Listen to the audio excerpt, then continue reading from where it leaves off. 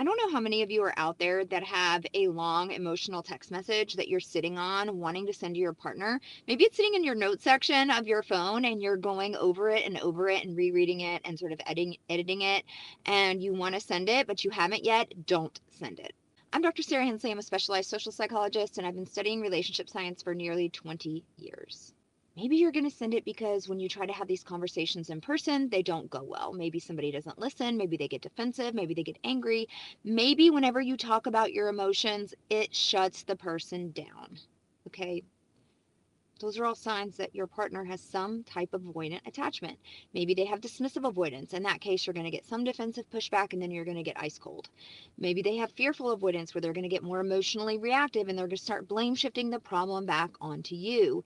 Either way, that person is showing you their lack of capacity for healthy conflict resolution inside of a relationship. And you should not have to stew over a text message for days on end, being afraid to tell someone how you feel about them. Number one, it's just going to push the dismissive avoidant away. If your partner's dismissive avoidant, that long emotional text message is going to have the exact opposite effect that you want it to have.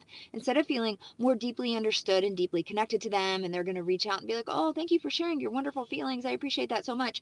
They're going to get so icked out by that. They're going to feel so overwhelmed. They're going to feel so unattracted to that. They are just going to get further and further away from you. And they're extremely unlikely to respond with anything meaningful, only leaving you feeling more rejected and less understood in the process.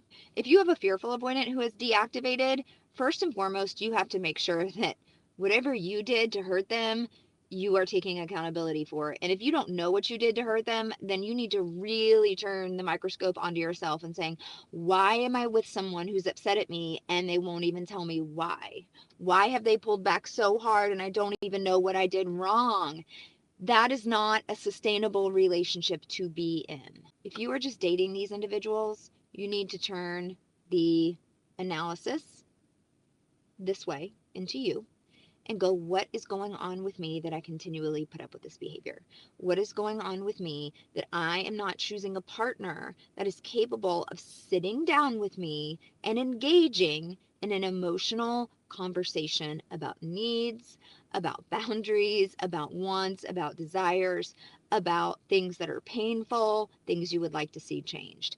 Emotionally mature, healthy, and securely attached people are capable of that. But you're not attracted to those people. You're continually trying and begging to make it work with the person who you have to sit on an emotional text for 3 to 4 days with to decide if you can even get up the nerve to send it. Hello? Who's the dysfunctional one then? Is it them that lack the capacity or you that know better and are doing it anyway? I want you to try this instead. I want you to ask them if they can have a sit-down conversation. If they say no, you're done. Okay? You're done. They're already like, no, I'm unwilling or unable to listen to you. Not doing it. If you're married to this person, still ask for the sit-down conversation. If you're just dating them and they say no, done. Donezo. If you're married, we're going to stick around a little longer. Okay? I'm going to give you some tips.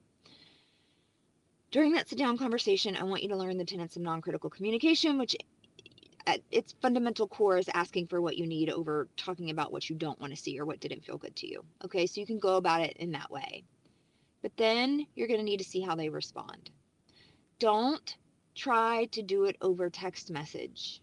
You're never going to be heard, seen, or understood, but you're doing it out of fear because you know you can control what comes out of your mouth. Okay? If you're married to this person, you're probably going to need my course at the very least, if not my entire hybrid coaching program, because you need to be able to learn how to control your own triggers, learn how to set really, really good boundaries that actually work and are respectful towards your partner and this type of avoidant behavior. So if that's interesting to you, you can check me out at my website, thedatingdecoder.com.